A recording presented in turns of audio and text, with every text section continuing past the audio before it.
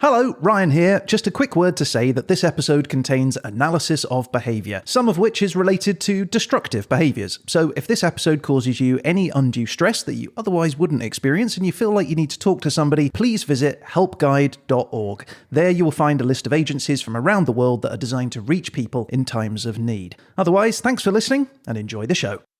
History happened everywhere. A random place, a random time, and a topic pulled from the hat. The challenge? Find the fascinating, uncover the unexpected, and share the stories. You're listening to...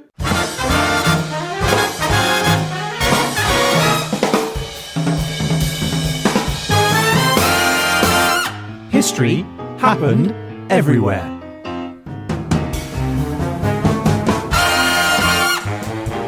Hello, my name is Pete Goddard. I'm here in the HHE studio with the Samwise to my Bilbo, or maybe the Gollum to my Ring, whichever you prefer. You could have just called me your precious, that's fine. I just didn't want you anywhere near my ring.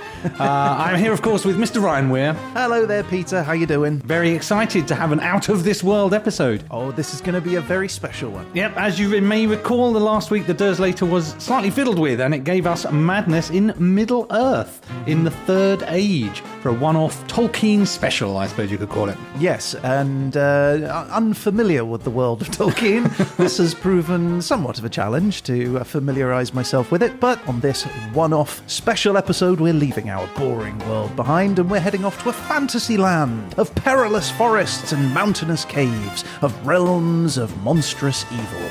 We're going to meet with a wicked wizard. We're going to get to grips with a grief-stricken Gondorian, and we're going to wrestle with a creature whose passion for its precious was as pointless and pathetic as a paper palantir. Welcome to the world of elves and orcs and hobbits. Welcome to the world of Tolkien. Welcome to Middle-earth.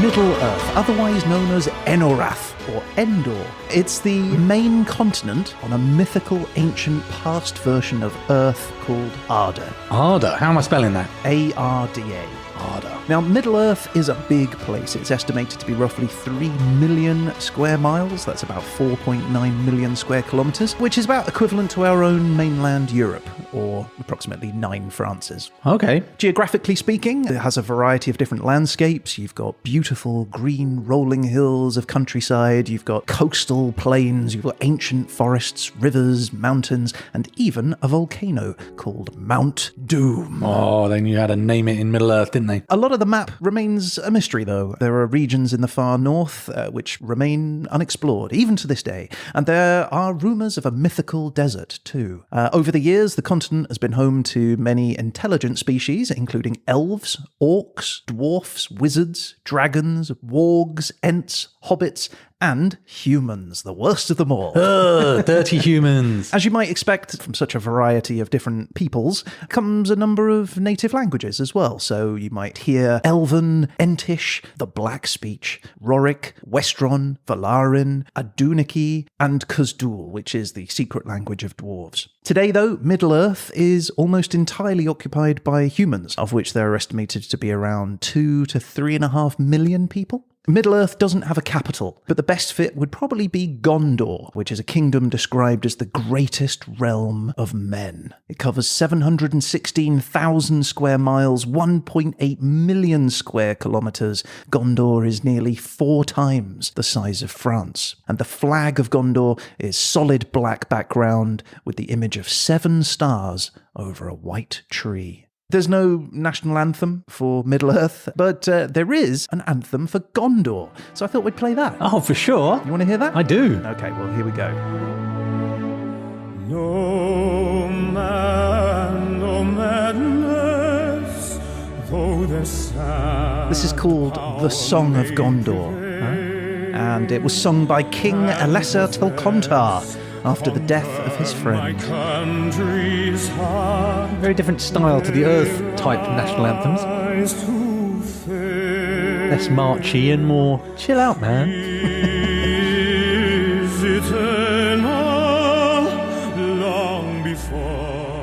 Beautiful Gondor. So there you go. Middle-earth facts! So much has been written about Middle-earth, mostly by John Ronald Rowell Tolkien and his son Christopher, who for over 100 years have collected around 3,600 pages of detailed history on the world. Wow. John was a South African writer, poet, academic. He devoted himself to Catholicism. He fought in the First World War. He got trench foot. He taught himself Danish, Dutch, French, German, Gothic, Greek, Italian, Latin, Lombardic, Middle and Old English, Old Norse, Norwegian, Russian, Serbian, Spanish, Swedish, and Welsh. Wow. And medieval Welsh. Of course. Why? How else are you going to read your medieval Welsh manuscript collection? Got to collect them all. Wow, that is remarkable. I always get impressed by 3 or more languages. I'm blown away by that. Well, it sort of goes some way towards understanding why he was offered a position as a code breaker during World War II. He didn't ultimately do it in the end, but still offered the position, which I think was pretty much just given to very clever people. Anyway, the Tolkiens aren't the only ones to describe the history of Middle-earth. 6 Hollywood movies have been made, 4 animated films, 35 video games, and a new TV series on Amazon Prime called The Rings of Power. So Tolkien himself once famously said, "I'm very fond of a beer." But he's not alone, because beer is considered the most popular drink on Middle-earth. Even trolls in the forest wash down their food with beer, Pete. There even used to be a song about drinking in the Green Dragon pub. It goes, "Oh, you can search far and wide, you can drink the whole town dry, but you'll never find a beer so brown as the one we drink in our hometown." Well, so in honour of the legends of Middle-earth, a UK brewery company called Brewdog has created a pale ale called Fellowship IPA. They say, and I quote, "We've joined forces with one of the most legendary sagas of good versus evil to create Fellowship IPA, the one IPA to rule them all." I can see their marketing department didn't even exactly do overtime to come up with that one, but okay. Brewed with oats and wheat, it has notes of pineapple, stone fruit, mango, and a touch of tangerine. Oh, that's so Middle-earth. Bilbo was always munching on pineapple, wasn't he? Was. Anyway, they claim it is a juicy hit that'll drive your taste buds mad. Oh, that's rather convenient for you. Well done. Indeed. So it's available now at brewdog.com, and you know what? We have some here to try. Rain may fall and wind may blow, but there still be many miles to go. Sweet is the sound of the pouring rain, and the stream that flows from hill to plain. Better than rain or rippling brook. There's a mug of beer inside this tub. Cheers, Gaffer. Okay, here we have it's the Lord of the Rings. It's got what I believe to be elven script around it. It is. It's Fellowship Pale Ale. Let's give it an open up. Have a go. Get those top notes of pineapple and mango. Let's do it. Oh, better be good because we've got 12 cans of this. It is fruity. It's very fruity. Rather tasty. Yeah, I'd say so. Hey, Pete. Hey, Ryan. So look, I've got the ideal end to this episode. I think we should finish with me saying, "Now that's what I'm talking about." Oh dear, that is a pretty awkward pun. Oh, come on, it dwarfs your efforts. No, puns like that are bad for your elf. I mean, I guess it can be hobbit forming. It's Shire madness to keep doing these puns. I mean, if you keep punning, it's going to be grounds for me to murder you. Oh, you're just a sore-on loser. You'll miss me when I'm Gondor. No, I'll have a merry old time. Merry? As in a bit drunk? Surely you'll be Legolas. Oh, I'll admit it. In the race to the best pun, you're pipping me to the post. Yes. Now that's what I'm talking about.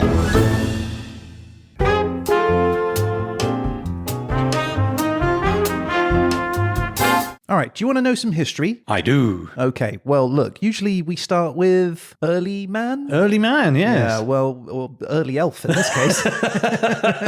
But we need to go back even further. What came before early elf? Well, before anything was the creator of all existence, the supreme being of the universe, a god called Eru Eluvata.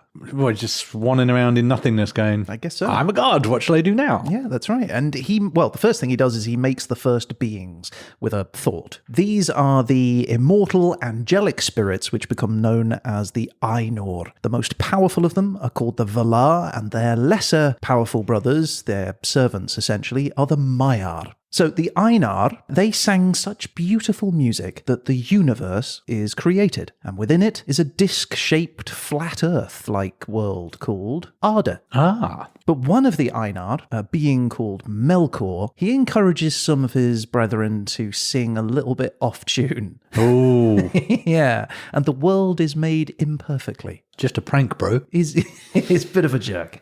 Anyway, Melkor's told off for being naughty, as you might expect, and he sort of resents it. But at its start, the surface of Arda is lifeless, barren. It's just one supercontinent in the middle of a disk flat earth world surrounded by an encircling sea. This supercontinent becomes known as Middle-earth. With the world created, Melkor and 14 other Einar, they descend onto it. Now, well, you can imagine why. They're like, do you want to go somewhere? Well, where? Well, there's only one place. Let's go there. One place to go. Yeah, so they descend down onto it, and Melkor says, you know what? This is kind of cool. I should own all of it, right? Yeah. But the other Valar, they reject this. They're like, no, I don't think so. We're going to make this guy Lord instead. And so Melkor's a bit upset by that. He's like, well, why not me? You're a jerk. You ruined it in the first place. Well, that is true. He did do that. But he doesn't see it that way. And so he does his best to prevent the Valar from shaping the world, fighting them at every step. Eventually, he sort of succeeds. Even though he's outnumbered, he starts to get the upper hand. So another more powerful Valar descends down to Arda to help the others. And Melkor just runs away. He's like, well, that's it. That's me done. Well, now I'm starting to relate to him. Yeah.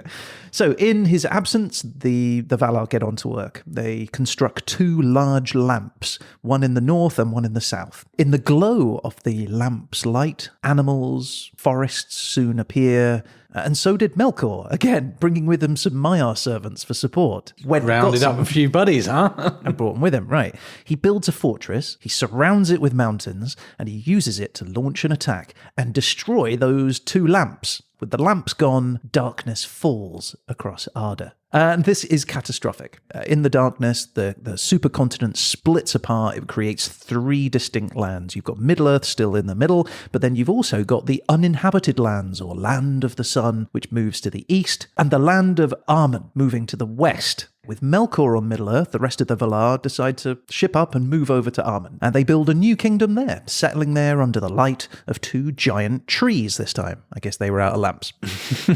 At this point, a sort of novelty lamp. Yeah, in the shape of a tree. The shape of a tree. Yeah. So they create some eagles, they create some trees that walk called Ents, and they create dwarves. But the Valar decide that they're going to keep them in stasis, essentially, asleep, awaiting the arrival of the first people, the elves. The elves arrive when the Valar illuminate Middle-earth using starlight, because up to this point, remember, they're lit on Aman using their trees, but Middle-earth and the rest of Arda is completely in darkness. So they sprinkle some starlight up in the sky, and the first people emerge on Middle-earth. This starts the period of time known as the First Age. At the start of the First Age, these elves appear, but they're on Middle-earth. Now, who else is on Middle-earth? Blooming Melkor. Yeah, and what does he do? He rounds them up. Kills them all? No, he tortures them. Oh. And turns them into dark creatures known as orcs. Oh. Yeah. So this guy really is a jerk. Yeah, he really is a jerk. Yeah, and he's getting jerkier. So the Valar hear about this and they decide enough is enough. They travel to Middle-earth, they attack Melkor, they capture him, and they bring him home to Aman. Now, a number of the uncorrupted elves who survived being tortured and turned into orcs, they go with them as well, and they settle at Aman too. And at that time, an elf called Feanor captures the light of those 2 trees in 3 gemstones called the Cimmerils. After a while, Melkor is considered repentant enough and they release him. That seems like a mistake already, but I'm... Well, it is, because he goes and gets the help of a giant spider. Oh. Yeah. He steals the 3 Cimmerils and he leaves Aman to hide with them in Middle-earth. With his gems. He's got his gems and a spider friend now. It doesn't strike you that he's repented that much? Not hugely. These guys probably should have seen through that, but who am I to judge the people of Amar? Right. So with the Cimmerals now gone, the world turns dark once again, right? Apart from starlight, I guess. Now, apparently out of both giant lamps and glowing trees, the Valar decide to create the moon and the sun. Seems a bit more permanent this time. Bit more practical solution, I think. Yeah, and light returns to Arda. For how long, I wonder? Melkor's out again. Yep, cover that up. Extinguish that. Come out with a big fire extinguisher. They must have been annoyed when clouds first came across. They went, we didn't think of that. Melkor again. Anyway, so some of the elves, led by Feanor, who created the Cimmerals, they decide to go after Melkor. So they start calling him Morgoth because reasons. Started wearing black and he was more goth than he was before. Exactly. So Melkor becomes Morgoth, and thus starts the War of the Great Jewels. So the elves arrive on Middle-earth, Feanor is killed, and his sons establish several kingdoms and gang together and eventually attack Morgoth's fortress, which they maintain a siege against for hundreds of years, which results in a kind of a time of peace because Morgoth can't get out of this. He's constantly sort of stopping this siege from happening. So there is peace across Middle-earth. And during which time, humans appear. Where do they come from? Do we know? We don't, they just appear. Have the dwarves and whatnot been let out of stasis yet? Yes. Okay. Everything else woke up once the elves Oh, I appeared. see. The elves came and then everyone's like, okay, finally, we can get out. So then men have shipped up, as they are prone to do. Were they Portuguese? Around 13,000 Earth years ago, Morgoth breaks the siege and he destroys each of the kingdoms. But all is not gravy for Morgoth because the elves, which are facing extermination at this point, because Morgoth is pretty peeved, they ask the Valar for help, and the Valar agree. They leave Aman and they start the War of Wrath. Ooh. And this ends with Morgoth's defeat and subsequent punishment of being thrown into the void, which is essentially space. Right. Which seems dangerous given that's where your moon and sun is. Anyway, so Morgoth is now in the void. So around 12,400 years ago, the Second Age begins on Middle-earth, right? The few remaining elves leave Middle-earth and head back to Aman. They go back home, essentially. The humans who helped Morgoth were banned from coming to Aman, but those who remained faithful were gifted an island in the Great Sea. And there they built a kingdom. The island men weren't content to stay on the island, though.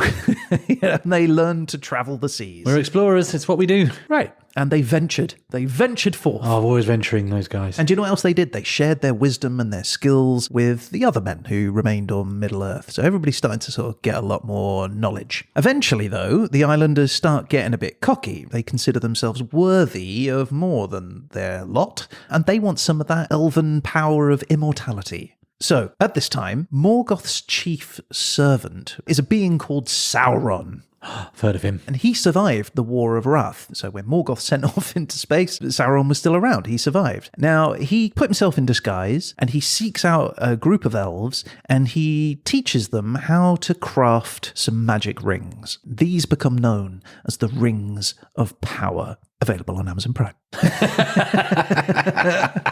In total, they made 7 rings for the dwarves, 9 rings for the men, and 3 rings for the elves. Only that wasn't the full total, because Sauron also secretly forged another, more powerful ring for himself. Was this, by any chance, one ring to rule them all? Go on. Do you know the rest? And something, something bind them, something, something elves. So known as the One Ring, Sauron's plan was to use it to control the wearer of the other rings. Unfortunately, well-made plans aftgang agley. They do, they do. They do, and despite being able to control the the men, the humans, Sauron found out that his power didn't really work on the dwarves, and the elves had already removed their rings because they were smart and they'd worked out what was going on. So basically, men are weak, and if you dangle a shiny object in front of them, you can control them. That's what I'm getting. Yeah. So anyway, not a massive success for Sauron. In response, he wages war, and nearly wins, in fact, if not for the help of the seafaring island men who ride in and help destroy Sauron's army. So Sauron is a bit peeved at this, and he swears vengeance and goes into hiding. Feeling super heroic now, the island men grow even more arrogant, and they begin to dominate the other men of Middle-earth. They build kingdoms there and sort of take over. Centuries later, Sauron has recovered, and he's got so much anger and vengeance in him that he wants to start another war. Give it another go. And guess what? If at first you don't succeed, as they say. Well, exactly. But he loses. And he's captured and he's brought as a prisoner to the island. But, plot twist, It wasn't him. it was his plan all along. Oh, no way. Yeah, I didn't see this one coming, did they? He wanted to become a priest in a cult there on the island and encourage others to worship his boss, Morgoth. Feeling encouraged, Sauron persuades one of the island men to attack the Valar by invading Aman, where he promises they can obtain the immortality that they want. I love a bit of immortality. I'd take it. Yeah, if it were available. It was not. Anyway, some of the other men warn the Valar in advance of Sauron's attack. And at this point, the Valar have had enough, right? They're kind of like, well, we had this guy again. And so they make a call to Ilúvatar to intervene. And he goes, yeah, all right. He steps in, he shakes things up, he turns the world from a disc to a sphere and removes the ability for anyone other than elves to access Aman. This destroys the island and Sauron, but not his spirit. Sauron's spirit travels back to his fortress on Middle-earth, where he puts on the One Ring, and that helps him slowly regain his strength. So he essentially inflated the world from a disc to like a flat football to a full inflated football. That's exactly what he did, yeah. And then Sauron's spirit went off and his first thought was to accessorize. Yeah, obviously. Fashion is key. And it's not long before he's back. Oh, he's Sauron's not a quitter. back. You have to admire his stick-to-itiveness. Right. And so what does he do this time? Start another war? He starts another war. I'm starting to get his MO now. This time with the elves and men. So Sauron is defeated. It doesn't work out well for him. And this time it gets worse because his ring finger is chopped off and the One Ring is captured by the men who determine to keep it rather than destroying it. That's why I would have made one tongue stud to rule them all. Much less likely to be chopped off in battle. One Prince Albert to rule them all. And in the darkness, thrill them. Unfortunately, for almost everybody, the ring is lost. The humans just drop it and it falls into a river. And this begins the Third Age, which is our time period. Gotcha. And it starts after the defeat of Sauron. Many of the elves are returning back to Aman after the war, but a few remain on Middle-earth and just sort of keep themselves to themselves. 1,000 years later, around 8,000 years ago, 5 angelic beings called the Istari arrive on Middle-earth. They take on human form and they become known as wizards. Ah, they're space people. Sort of. Centuries later, a hobbit, which is like a small human-like person, finds Sauron's ring, after which a great plague sweeps across Middle-earth. Half the population is killed. With the ring back in play, Sauron starts to return to strength, and this time he's a little bit more canny. He's like, I can't do this on my own, so I'm going to try and manipulate some of these people and get them on my side, and I'll have a bigger army. At the same time, another hobbit sets out on a quest to help some dwarves recover a treasure which is being guarded by a vicious dragon. On that journey, he takes the One Ring and discovers that it shifts his body into an unseen spirit world, essentially turning him invisible to onlookers. Very handy. He reaches the mountain with the dragon, and the dragon is killed, and the men, elves and dwarves fight over themselves, over who's going to get the treasure. Years later, Bilbo gifts the One Ring, Sauron's ring, to his nephew, Frodo, who learns that as well as gifting the power of invisibility, Sauron's ring also has the power to control pretty much the entire world. So Frodo joins a fellowship of hobbits, elves, dwarves and men, and together they set out on a mission to destroy the ring by throwing it into the lava of Mount Doom. Ah, the volcano. Sauron obviously tries to stop them, the fellowship falls apart, Frodo and his friend are left to complete the mission alone, which they do despite huge odds, and the ring is destroyed and Sauron is destroyed. The Fourth Age begins around 6,000 years ago, and this is a time where elves and dwarves start to fade away. It's also a time where hobbits are, I shouldn't laugh, where hobbits are hunted by men for sport. Oh, that's awful. But a bit funny. And Middle-earth eventually becomes a place solely inhabited by humans. Over the next 5,000 years, the continent of Middle-earth breaks up yet again, and the face of Arda starts to look similar to our present-day Earth. In terms of the future, legend has it that Morgoth will return. I'm sure he will. I mean, he was another one who wouldn't say no die, wasn't he? Right, so he's going to come back from the void, and he's going to launch a final destructive war called Dagor Dagorath, meaning final battle. And this clash will end with Morgoth's total destruction and Ilúvatar's second song, which will rebuild the world, but perfectly this time. Oh, the karaoke machine that created universes. Anyway, so that's the history. All right, that was good.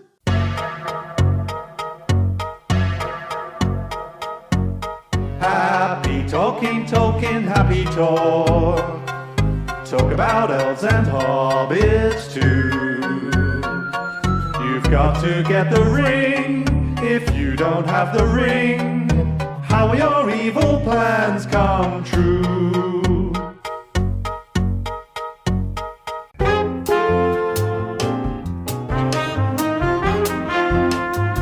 So let's talk about madness. Madness aplenty, I wouldn't wonder, in a crazy world like that. So it's a word often used to describe some sort of foolish or impulsive behavior. Someone who is out of their mind, unrestrained by reason, unable to think in a clear or sensible way. Someone who is disordered, demented, crazy. It originates in the 13th century from the Old English gurmaid, which means being out of one's mind, usually violently. Doctors of the past, they grabbed onto this and they started using gurmaidness or gurmadness to describe the mental health of patients that were acting outside of normality. Now, you may have heard of the phrase mad as a March hare. Yes. It's a popular phrase, appeared in the 1520s as a way of describing people who were acting in a crazed manner, similar to a rabbit running around excitedly during breeding season. You may have heard of the expression mad as a hatter. I have. It describes someone who is demented or enraged.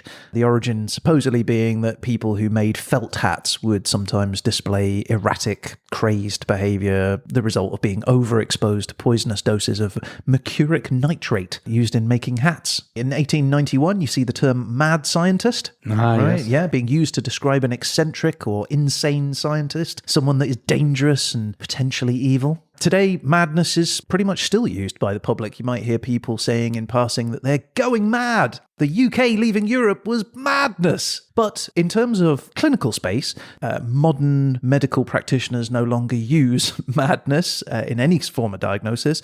Today, they recognise that there are many mental health conditions, each differently affecting a person's emotions, thinking, behaviour, their ability to function in work, with family, in social situations. So today, it's just considered unacceptable and even hurtful to use mad or madness in the clinical space. Yeah, you'd use it very colloquially, as you say, I think I'm going mad here, am I losing the plot kind of thing. But you wouldn't, if someone was actually behaving in a peculiar manner, I would try not to use the word madness to describe that. It's just demeaning, right? The various symptoms and circumstances surrounding mental illness means that more specific diagnoses are used. Doctors today have access to a wider variety of categorization. These are called diagnostic labels, and they include terms such as autism, schizophrenia, dementia, attention deficit hyperactivity disorder, ADHD as it's known, among many others. Now, those labels are useful in treatment and research. Grouping people together in that way helps clinicians and researchers to describe patients to each other in a simple way. It helps them with diagnoses, with treatments, generally to just sort of understand a patient's condition better. But medical professionals are extremely cautious with labeling patients in that way. For one, it can promote negative stereotypes. Patients can be led to feel a certain way socially, if they are labeled with a certain diagnostic label, and they might start feeling negatively about themselves. If diagnosed with a specific condition, the patient might see themselves or worry that others see them as incompetent or stupid or dangerous. They might see themselves tagged socially, with a certain negative trigger word. But there's an important line here as well, isn't there? Which is, as soon as you put a label on something like that, and it's identified as a disorder, there is a judgment intrinsic to that. So there things that we consider absolutely normal, homosexuality now, have historically been described as disorders. And nowadays you just wouldn't even dream of saying, oh, you've got same-sex attraction disorder or something of that nature. You just say, well, you're just someone who likes someone of the same gender. So even by the act of labelling, especially if the word disorder or similar is in it, you're bringing stigma to it, aren't you? You know, and by doing that stigma, it can sometimes worryingly result in violence, either to themselves or to others. One of the other things that is worrying about diagnostic labels is the fact that they can be used not just by medical professionals. Most of us have engaged in some sort of pop psychology at some point in our lives, right? You know, we've tried to diagnose ourselves or others. Oh, yeah, he's definitely autistic. Oh, I'm so depressed at the moment, you know. Oh my God, she's such a narcissist. You know, those sort of things. We've all been, you know, I'm sure subject to saying one of those things at some point. You know, and it might be done with the best of intentions. There is a growing trend in the public to want to know more about mental health and mental well-being. You know, and using those medical terms is one quick way of being able to do that. It's natural, you know, to want to rationalize the way people act and behave. People love to label things. It's, you know, it's just an easy way to make sense of things in a complex and confusing world. Yeah, one person's being tidy is another one's OCD. Exactly. But any real diagnosis can only be considered valid by a licensed professional. You know, someone who holds a Masters of Science, say, in clinical mental health. You know, somebody who's passed an accredited program. Not a keen amateur who's got Facebook then. Twitter, yeah, exactly. You know, or has got WebMD or whatever. Yeah, you know, someone who's completed thousands of hours of supervision, someone who's passed comprehensive examinations in the field. You know, even then they get nervous about using these things. So importantly, it also requires spending time with patients, getting to know them, understanding more about their symptoms, their behavior, their background. None of that can be done just, I read an article about them. Exactly. And I have concluded. So the key thing here is that professionals know there is no normal pattern of behavior, right? We are all weird, right? In our own unique and interesting ways, we're all strange, right? It's important to understand that diagnostic labels can be an effective way of attributing behavioral characteristics on people, but it can also be dangerous and damaging.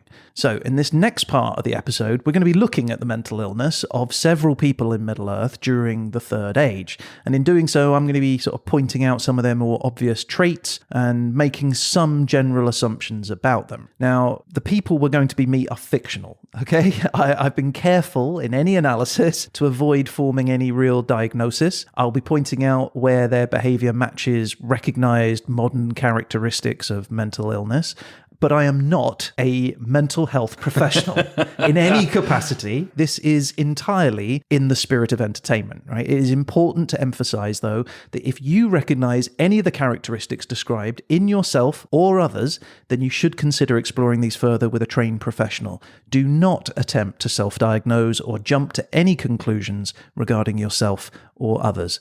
After all, we are all unique and no one term fits all. Correct. However, had Sauron been breastfed, I think everything would have been very different. It's definitely on the spectrum. No, it is a good point, though. We are all a bit odd. And if you're taking your mental health advice from this podcast, you should think again. As he downs his second brewdog.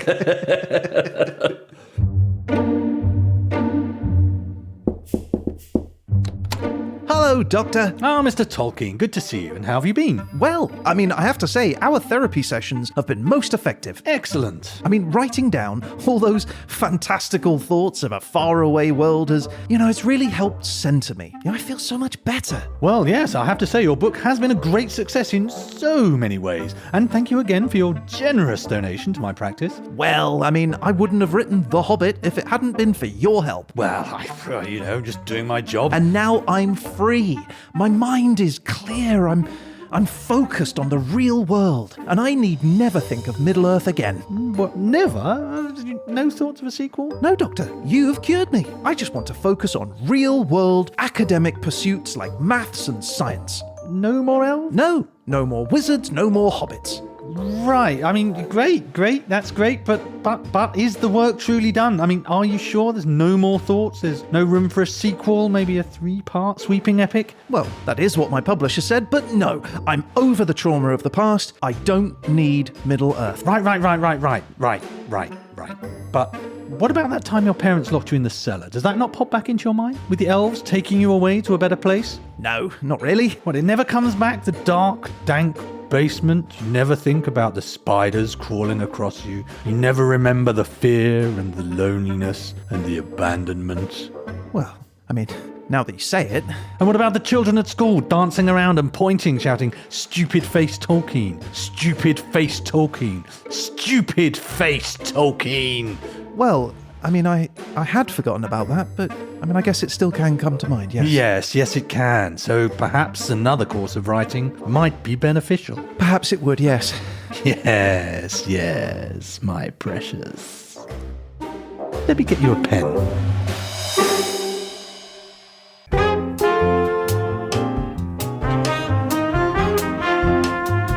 Okay, right, so this is the first. We're going to be talking about 3 characters from Middle-earth during the Third Age, and rather than madness, I'm going to be referring to mental illness. So, at the end of the Second Age, shortly after Sauron's first defeat, a council was called by the leader of the Valar. Now, he was concerned that while Sauron had been overthrown, he'd not completely disappeared. He assumed that, he might reappear on Middle-earth again soon. I'll take that bet. Yeah, exactly. So the council decides to respond to the threat of Sauron by sending 5 powerful Maiar. The sub-angels. Sub-angels, exactly. They were going to send 5 of them to Middle-earth, basically as like emissaries to help the men and the elves uniting together against Sauron. Now, it was agreed that those 5 would appear as men. Now, one of these Maiar, a being called Coromo. Yeah, he volunteered and he became the leader of these 5. But when he was told he couldn't pick the remaining 4, that they were going to get picked for him, yeah, he was a bit frustrated, right? He was like, well, but I'm the leader, so I should get to pick. You want to pick your team? So then he found out that the 4 that were picked for him was Olorin, Iwendil, Alatar, and Palando. Right? Now, these were beings who he already had some contempt for. He did not think that they should be in his team. And he was especially peeved when the decision was made to make Olorin his second in command. Oh, this is classic Hollywood movie stuff. Here's your team. Oh, these guys, this ragtag band. I work alone. Yeah. Anyway, so gritting his teeth, Coromo and his gang leave for Middle-earth, and they arrive separately, and they introduce themselves to the humans and the elves, and they become known as the Wizards. Ah. Right? So in an effort to fit in, they also take on new names. Coromo becomes Saruman, Olorin becomes Gandalf, Iwendil becomes Randagast, and Alatar and Palando, well, they just become known as the Blue Wizards. They don't take any names, we're the Blue Wizards. Ladies and gentlemen, please put your hands together and welcome the Blue Wizards. We're so glad to see so many of you lovely people here tonight, and we would especially like to welcome all the representatives of Mordor's orc enforcement community who have chosen to join us here in the Gondor Palace Ballroom at this time. We do sincerely hope you'll all enjoy the show, and please remember, people, that no matter who you are and what you do to live, thrive, and survive, there are still some things that make us all the same. You, me, elves, orcs, everybody. Everybody needs somebody. Everybody needs somebody to love. Someone to love. Someone to love. Sweet out of miss. Sweet out of miss. Sugar to kiss. Sugar to kiss.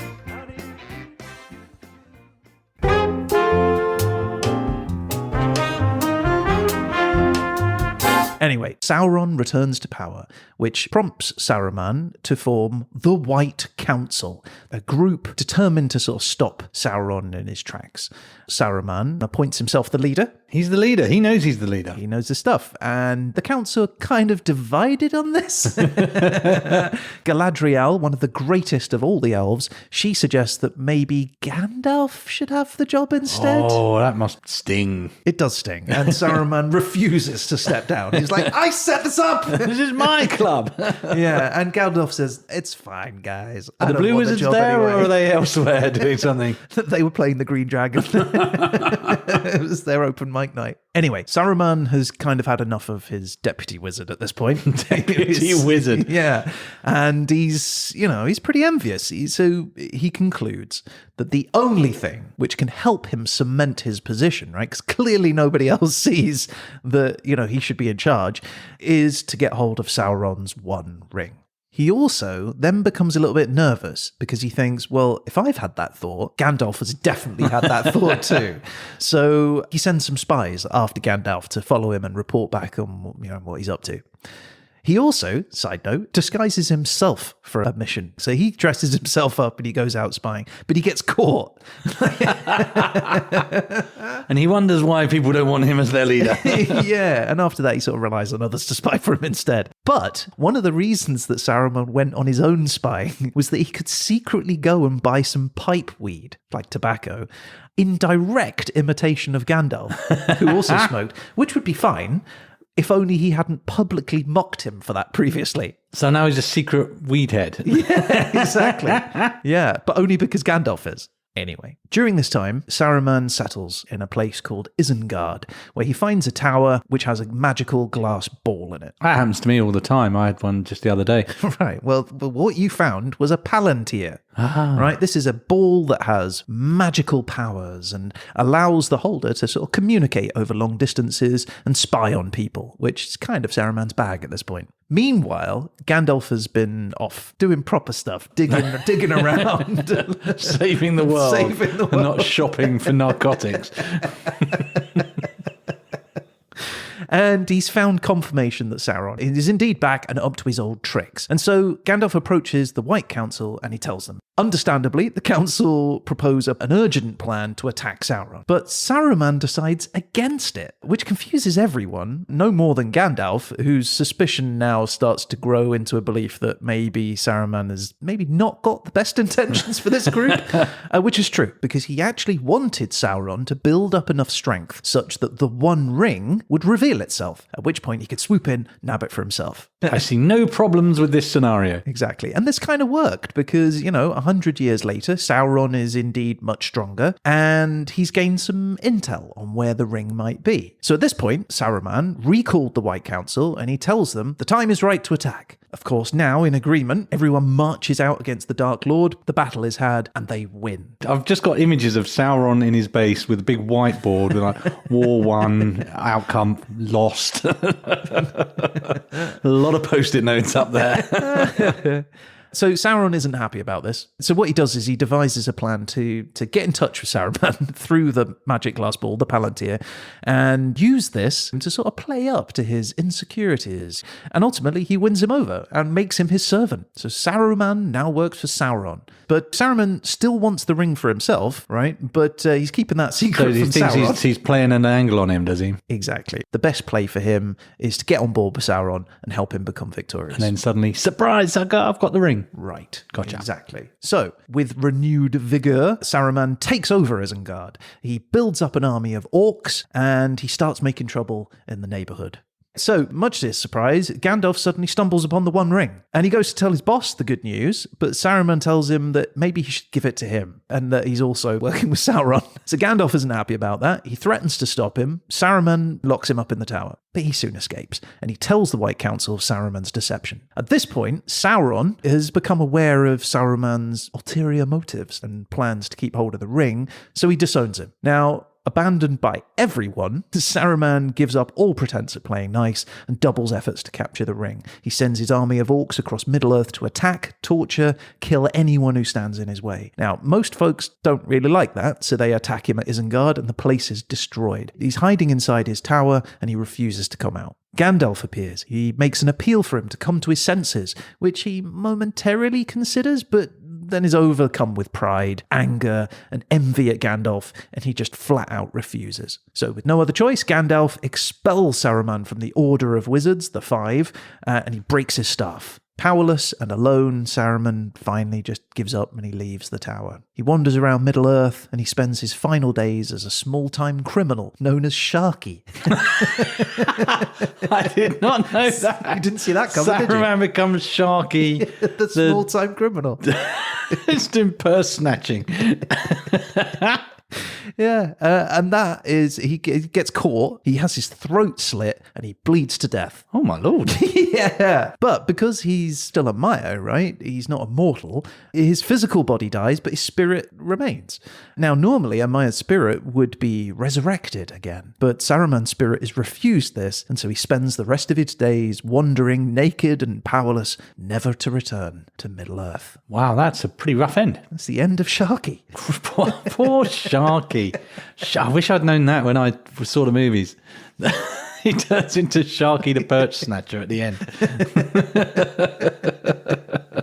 Anyway, so having heard his story, I guess the question to ask now is, when did Saruman the Wise abandon reason for madness? Well, right from the start, we can see that Saruman, or Koromo, or Sharkey, as he was later known, he exhibits some interesting behavioral characteristics, right? He clearly thinks highly of himself. He's eager to apply for the job of lead emissary to Middle-earth. You know, he thinks that he deserves this position more than anyone else, in fact. But then he's sort of prevented from selecting the other members of his team, and from his perspective, he's humiliated, right? His power is diminished in front of others, his ego is knocked. So Saruman sort of internalizes that frustration, and he reacts with contempt towards his newly appointed teammates. In fact, he looks down on almost everyone as inferior to himself. In particular, Gandalf, who is made second in command and therefore a threat to his authority. Even though he's a super cool smoker of pipeweed. Right, exactly, that everyone loves. Yeah. And that sort of kickstarts this obsession with Gandalf, which only grows in resentment and lasts for over 1,000 years. That's a serious commitment to the cause. You have to admire that, if nothing to else. Never let it go. Yeah. So he monopolizes conversations. He fails to recognize the needs of others. He expects unquestioning compliance. He tries to take advantage of others to get what he wants. He's impatient and angry, and he's prone to flying into a rage. At face value, he's a confident leader. He's capable of making difficult decisions. But on the other hand, he has a pretty fragile self-esteem. He's wounded by the slightest of criticisms. His lot in life just never seems to be enough. He craves recognition and respect, but he's not willing to show it to others. He isolates himself alone in his tower. He looks down on everyone around him, especially Gandalf. And it's here at his most desperate that he sort of accepts the dangers of dark magic as his solution for proving his greatness. And it's this pattern of inflexible mental behavior which is commonly characterized by those diagnosed with narcissistic personality disorder. I had him pegged. I nearly tweeted it earlier. Yeah, exactly. So Saruman would likely disagree with this. He would think that nothing was wrong with him.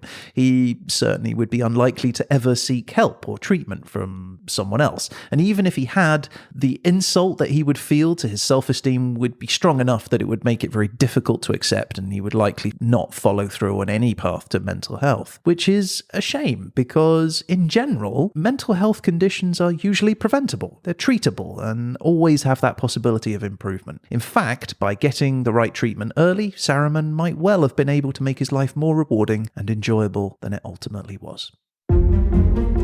Tell me, friend, when did Saruman the Wise reject reason for madness? Well, actually, Gandalf, we don't really use the word madness these days. It's pretty offensive, to be honest. Oh, really? Okay, fine. When did Saruman the Wise reject reason for Palantir-induced psychosis disorder? Well, I reject that diagnosis for a start. Are you a qualified mental health professional? I am a servant of the secret fire, wielder of the flame of Anor. So, no, then.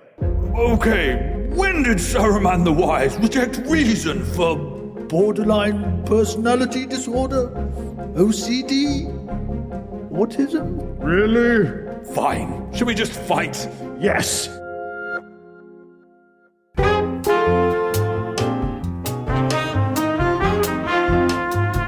So, shortly after the Dark Lord Sauron turns the wizard Saruman to his cause, the city of Gondor gets a new steward, which is basically like getting a new king, if you could possibly imagine that. I can imagine that very vividly.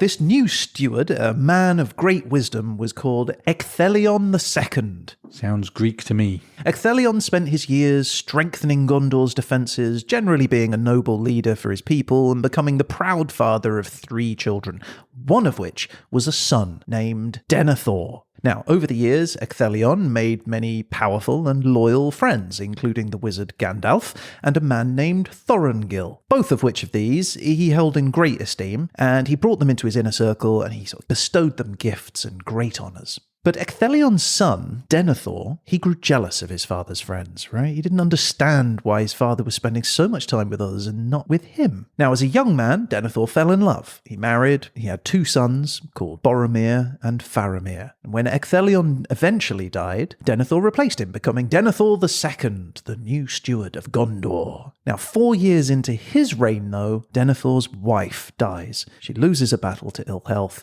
and she is gone. Denethor, now widowed, is devastated by this loss. He grieves deeply for his lost wife. He never remarries. He just becomes more and more grim and silent as the days go on. He sits alone in his tower, deep in thought, sort of obsessing about Sauron. Specifically, Denethor has convinced himself that Sauron's army is going to attack Gondor, which is a pretty reasonable It's not a terrible bet, is it? Yeah. Remember the whiteboard. Next steps, war, question mark? Yeah, so he's now convinced himself and he's desperate to prevent this happening on his watch. So he decides that he's going to do something about it. So what he does is he grabs hold of a palantir, you know, that magical glass ball thing. Everyone's got them. All the cool kids have got them. And he uses this to keep a close watch on Sauron. Now, Sauron is alert to this, though, and he sees an opportunity to try and communicate with Denethor. But Denethor isn't convinced. He remains steadfast and refuses all attempts to persuade him to turn to Sauron's side. But exposure to the ball's magic prematurely ages him. Combined, Like a sunbed. just like a sunbed. Combined with the constant grief he's, experiencing from the loss of his wife, Denethor becomes erratic, unhealthy, both physically and mentally. He still has the wherewithal, though, to put time and effort into making sure that Gondor is well defended, but when Sauron does eventually attack, the preparations just aren't good enough. Denethor has to sort of watch in horror as certain doom closes in. Now, this despair he's feeling grows profoundly when he learns that his favourite son, Boromir, is killed in battle. His remaining son, Faramir, is then severely wounded, and Denethor is now on the verge of losing both his sons and his wife, and his entire country, essentially. So he looks to the Palantir for any signs of hope. He looks into this glass ball, but Sauron uses this as an opportunity to trick him, and he shows him edited highlights of what looks like the fall of Gondor, but was actually quite the opposite. It was the rescue of Gondor and their success. For Denethor, it was too late. Fake news. Denethor was looking for what he wanted to see, and he fell for that trick. He sees only disaster and he just gives up. So he orders his men to build this great funeral pyre for him and his son, Faramir, who's lying there wounded. And they both lay down on this blazing bonfire. Fortunately for Faramir, he is saved in the last moment by Gandalf. But Denethor, not quite so lucky. He remains in the flames, and as his body burns, so his stewardship of Gondor ends. I feel like the Palantir is Tolkien's way of telling us not to spend so much time on our mobile phones. In fact, I'm pretty sure when I watched the Lord of the Rings film, he was looking into it and he went, do-do-do-do-do-do-do-do-do-do. Oh, it's Sauron. There's a picture of Sauron on the He's FaceTiming Sauron. Anyway, let's talk some analysis. Like Denethor, most of us will experience the loss of a loved one at some point. Now, enduring that loss can be both traumatic and heartbreaking. Mourning for a loved one is a process which can be confusing. Many people feel that their life will never be the same again. Eventually, though, as time passes, that loss tends to be accepted. Life returns to a place of normality. Getting to that place of acceptance, though, is different for everyone.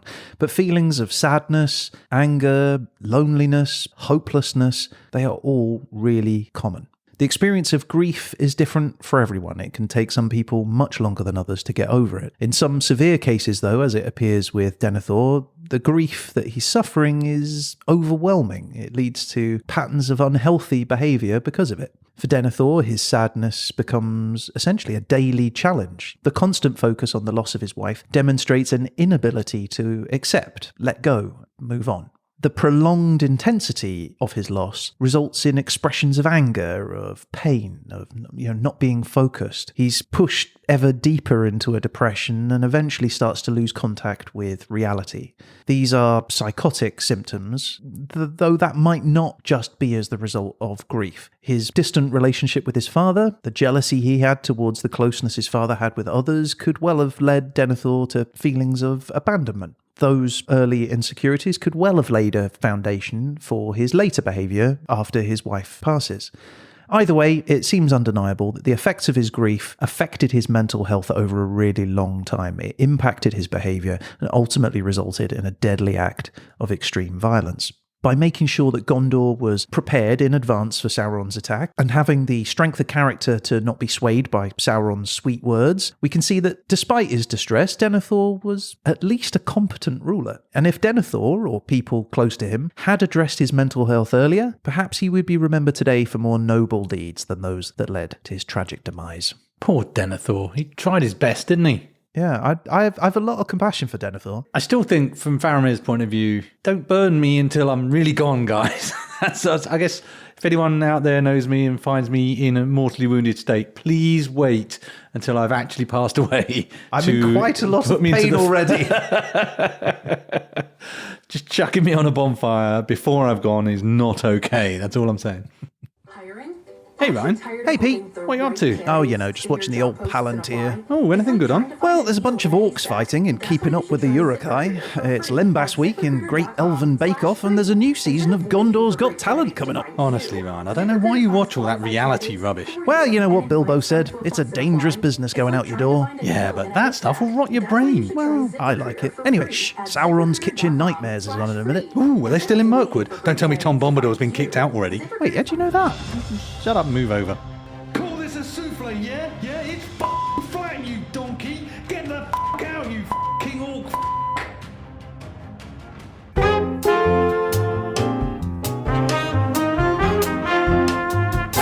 Okay, we've mentioned them earlier, but hobbits were an ancient race of people. They were usually no more than 4 feet tall. They had slightly pointed ears and furry feet with leathery soles. They were shy creatures, known for being nimble in movement and having keen eyesight. Native to Middle-earth, hobbits mostly lived in a place called the Shire, a green and verdant land in the northwest region of Eriador. Smaller groups of hobbits, though, existed outside of the Shire, like the Harfoots, who lived in the foothills of the mountains, and the Falahides, who lived in the northern forests, and the Stoor, a group of hobbits who lived in sort of swampy river areas. The Stoor had large hands and feet, the only hobbits to be able to grow facial hair. Ah, beardy hobbits. One Stoorish hobbit, called Smeagol, spent his early days living as a member of a wealthy and influential family under the firm hand of his grandmother, a wise woman who was influential among the river folk. Granny Smeagol. Now, nothing much is known about Smeagol's birth or his schooling, but we do know that he was a lonely boy, and he enjoyed making mischief and doing odd things like burrowing under trees just to look at roots. Now, Smeagol was generally spiteful to others, so he really only had one friend, and this was his cousin, a cousin called Deagle.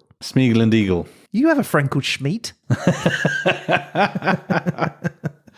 Now, hobbits tended to live longer than men, so they were generally considered to be an adult when they turned 33, which I think's about right, actually. I'm wondering when I'm going to pass the adulthood threshold, but I understand it's supposed to be a bit earlier.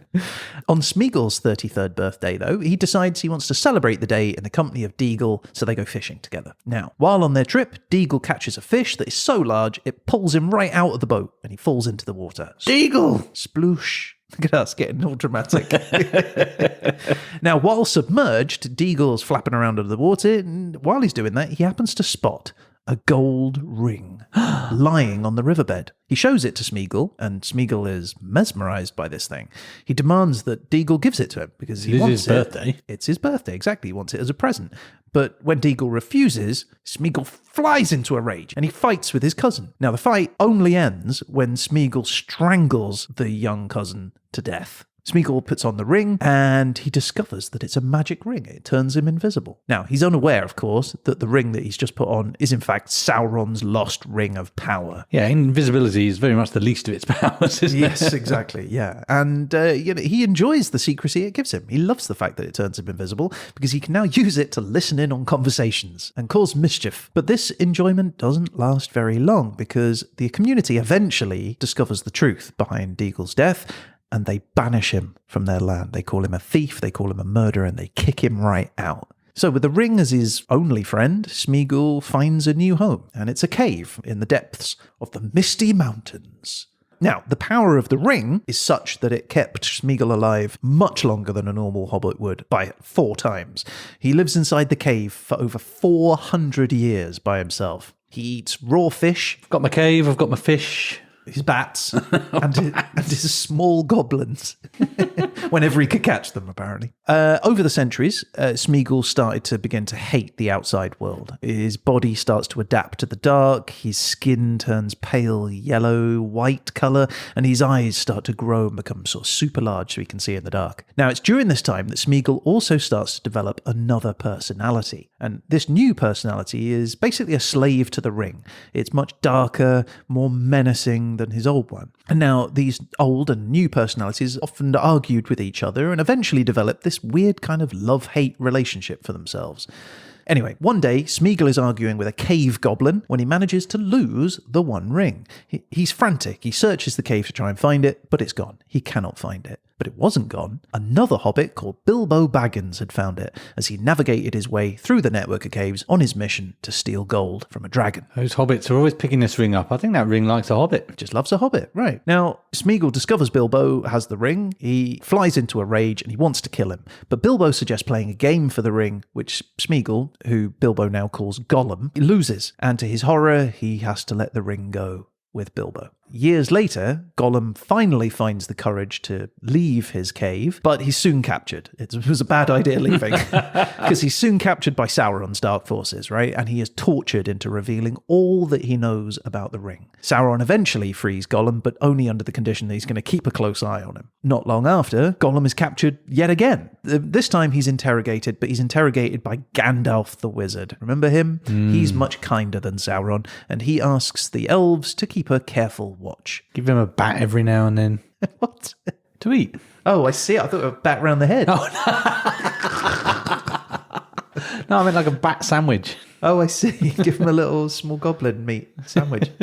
Anyway, Gollum isn't happy sitting around with a bunch of elves looking after him, so he decides he's going to go get his ring back. So he escapes and he heads underground. Now he waits here until, by chance, another hobbit comes along his way. It was a hobbit. Right? And this hobbit is called Frodo Baggins. Now, accompanied by a fellowship of warriors, Frodo just happens to also be carrying the one ring, the thing that Gollum is after. These guys. All right. Now, this is a gift from his uncle Bilbo, and Frodo is now on a mission to destroy the ring in the lava of Mount Doom. Gollum follows Frodo because he wants the ring, and but because he's surrounded by people, he doesn't get too close, so he just keeps track. He follows them around as they go.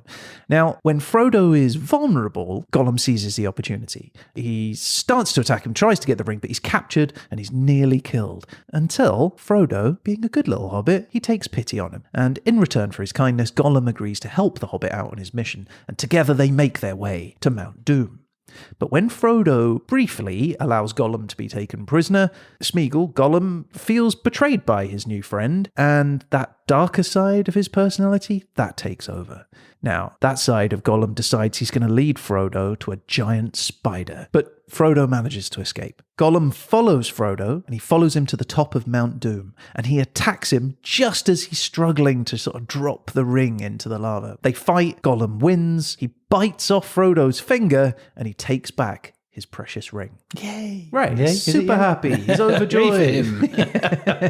He's overjoyed. He's dancing around. He's sort of hopping from leg to leg. He's so happy, but he then stumbles, he falls with the ring into the lava, and both are destroyed. Good for the universe, bad for Gollum.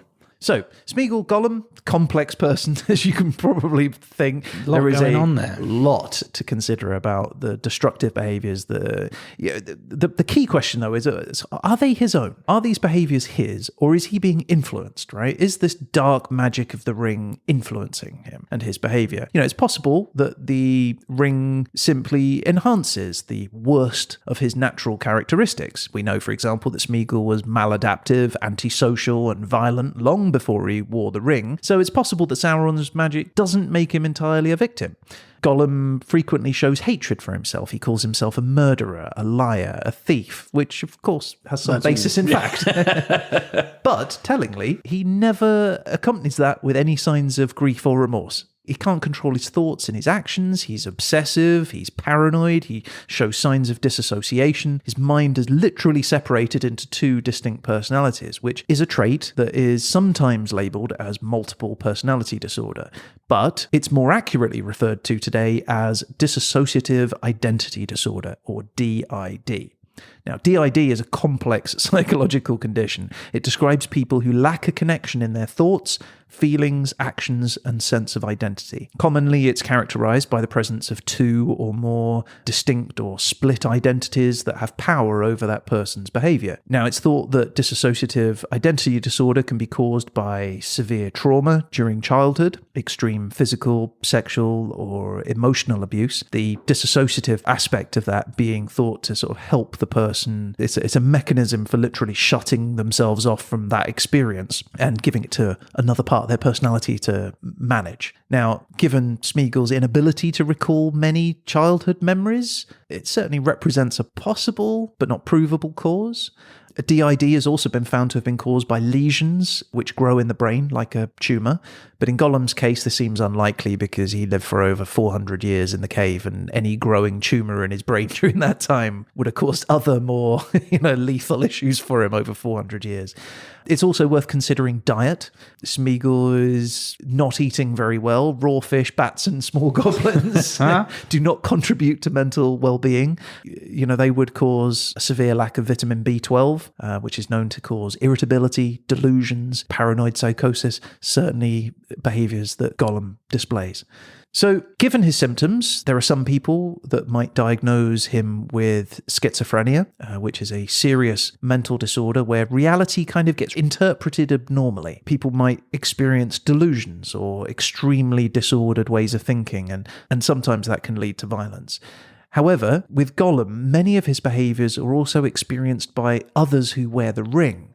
So we're kind of back to that question of how much influence the ring had over him and what behaviours can be assigned to the ring versus what are assigned to Gollum, and over time what creates new ones. I would observe 3 hobbits had the ring at various times, but in the case of Smeagol, he had barely a whiff of the ring before he started murdering people. So I would suggest he was already murder-inclined before he even came across the jewellery. It's certainly a case, but as with all of these things, it's very difficult to make one diagnosis for anyone's mental illness, and in Gollum's condition, there are likely multiple disorders here that would be diagnosed together were we to have a professional and have the time and have Gollum here to be able to talk for himself. There's a very long course of therapy, probably drugs, and definitely a certain amount of incarceration for Gollum, I feel.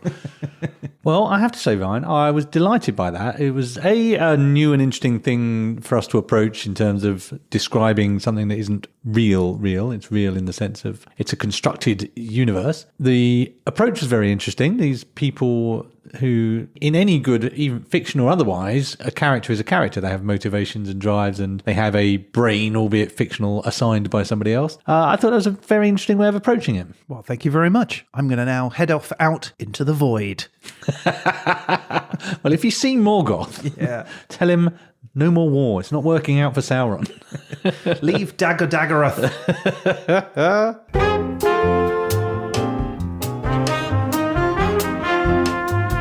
Ryan, that was remarkable and amazing, and I loved it very much. But the wheels of time march on, and we must look to the next episode. Now, I have to advise you, I have cleansed the Derzelation, and we're back to normal practice. Hooray! So, shall we wheel out the Derzelation? Okay, the Derzelation has been wheeled out, and I'm going to switch it on right now. Oh, it's so shiny. Are you ready, Peter? I'm ready on the edge of my proverbial and actual seat. Okay, well, as usual, we will start with the place. Here we go. And your place is the Atlantic. Nice, that's massive. So something must have happened there. Full of fish, all sorts with history. Yeah. Okay, and your time period is... Oh, wow, okay, World War II. That's 1939 to 1945. Oh, well, that lends itself to some obvious stuff. I'm not sure we never necessarily end up where we think we're going to, but World War II in the Atlantic has a certain ring to it, doesn't it? It certainly does. Okay, and your topic then. And the topic is... red. Red. Yeah. Oh, well, that's... Red in the Atlantic during World War II. Could be a bit grim, couldn't it? Well, I look forward to doing that. That sounds eminently achievable and highly interesting to dig into. Good luck with it, my friend. Thank you very much. We will see you here in a fortnight.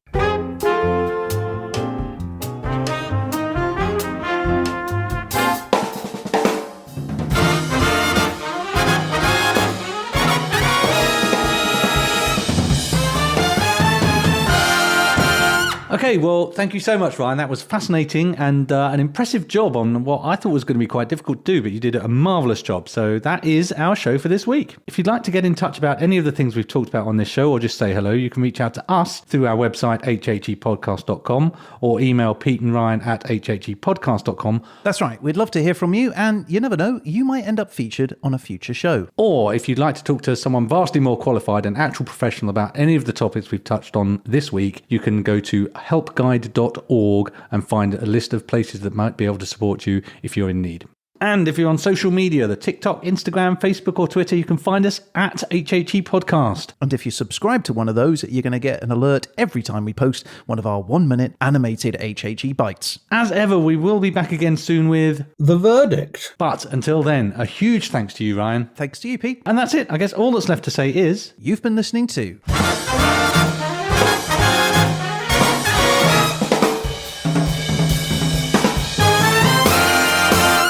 History happened everywhere.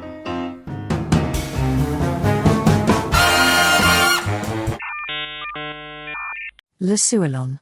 Pedin ed Helen. Ewan Edel. Melin Piri Hendutia Shilaleya Lalat. El Salar Erin Lu E governed Vin. Pedin I fifth in Honorone, a 9-inch nails UKHE ni og. Bo I Wayne. Na Lu E governed Vin. Lafail. No Veron.